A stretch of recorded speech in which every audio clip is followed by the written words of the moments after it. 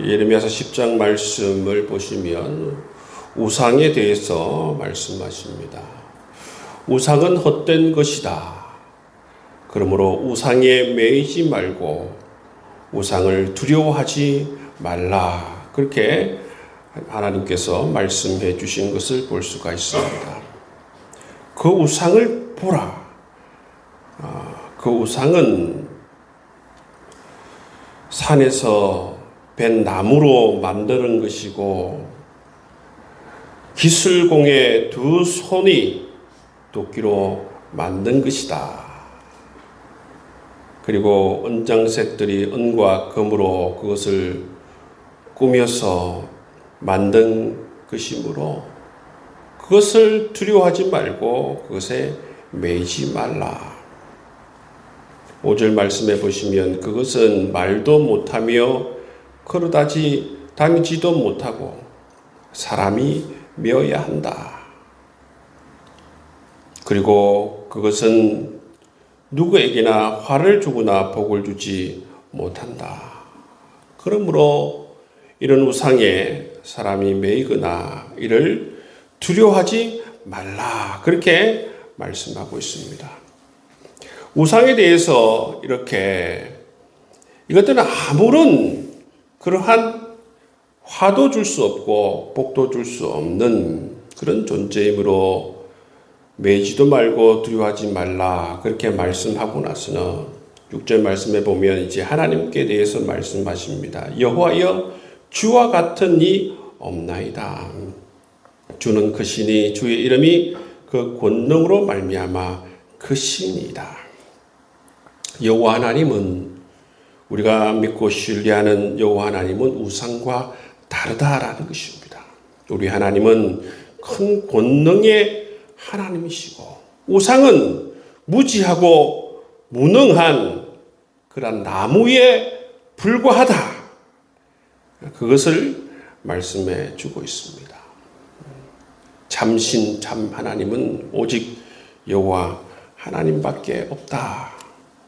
그러므로 매이고 두려워해야 하는 존재는 우상이 아니라 바로 하나님이시고 우리가 두려워하고 경외해야 되는 대상은 우상이 아니라 바로 하나님이심을 말씀해 주고 있다는 것입니다.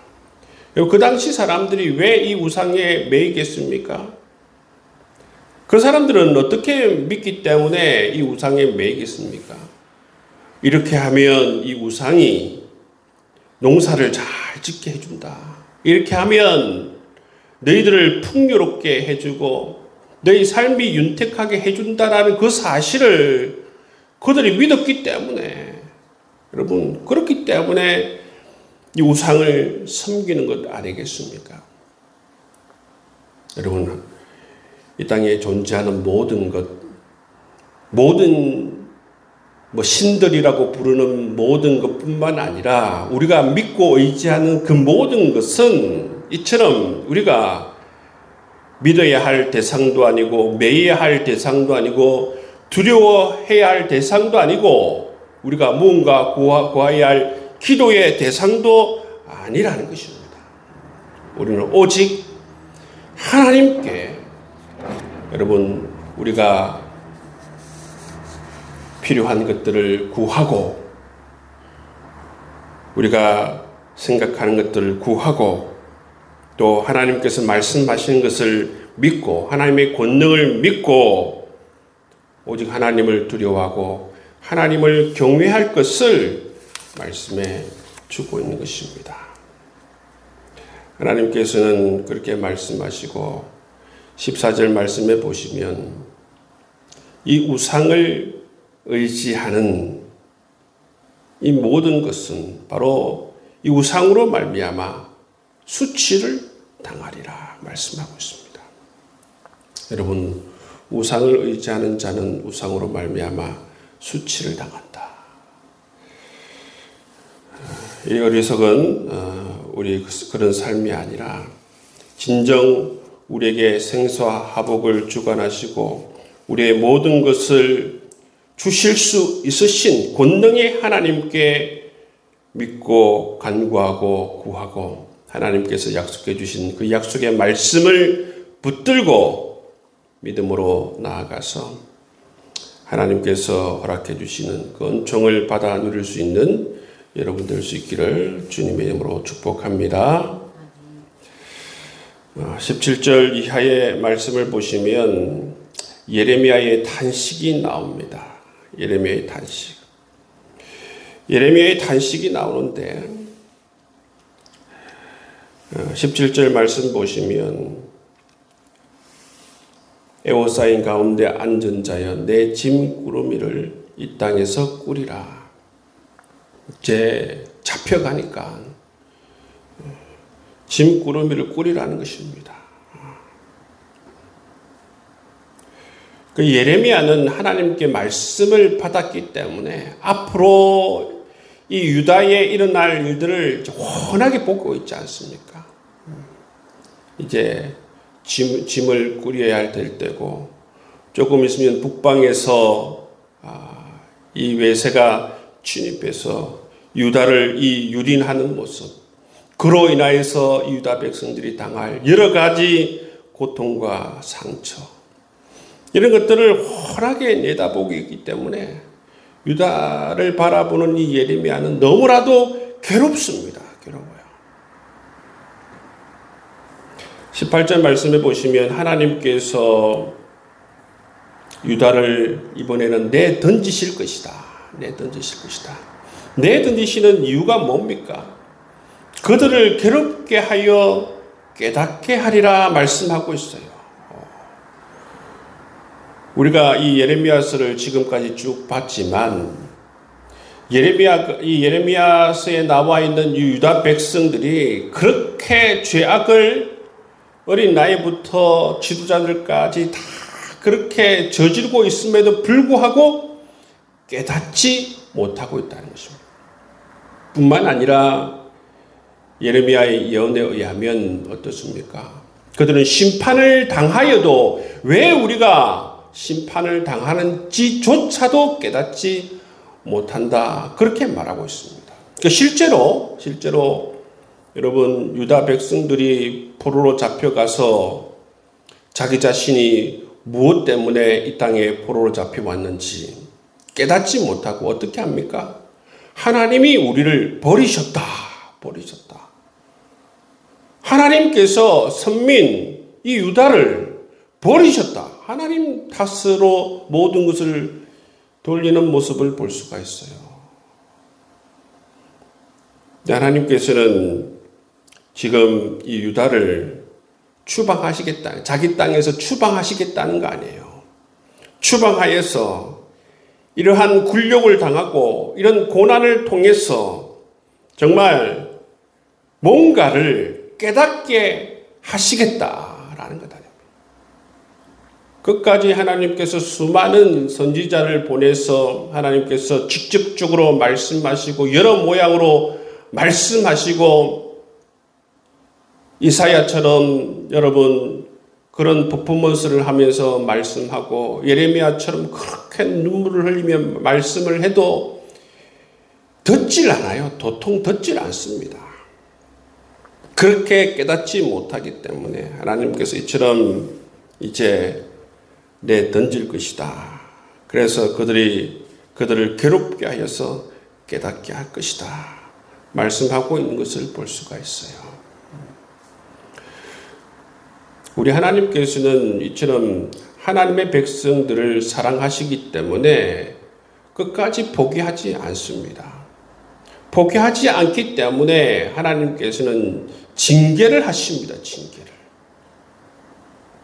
정죄를 하지 않고 징계를 하신다는 거예요. 여러분, 정죄는 뭐냐면 완전히 끊어내 버리는 것이죠. 그 징계는 뭡니까? 징계는 하나님 백성이므로 막대기로 때려서서 다시 고쳐서 하나님 백성으로 계속적으로 하나님께서 쓰시겠다는 것 아니겠습니까?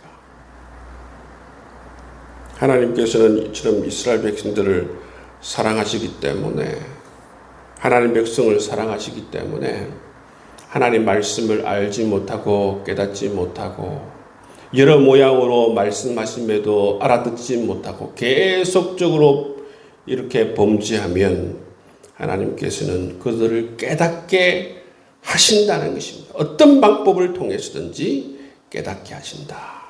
그 깨닫게 하는 방법 가운데에 정말 정신이 번쩍 들 수 있도록 해서 깨닫게 하신다라는 사실을 하나님께서 말씀해 주신다는 것을 우리가 알 수가 있습니다.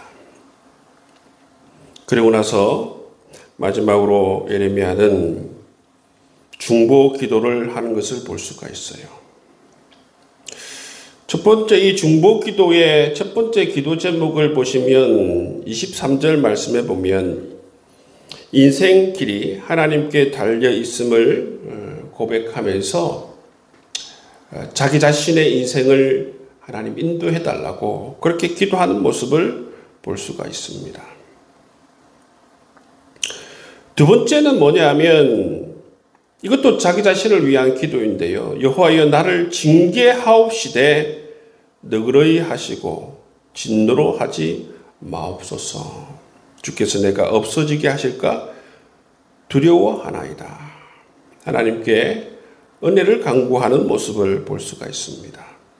세 번째 기도 제목은 뭐냐 하면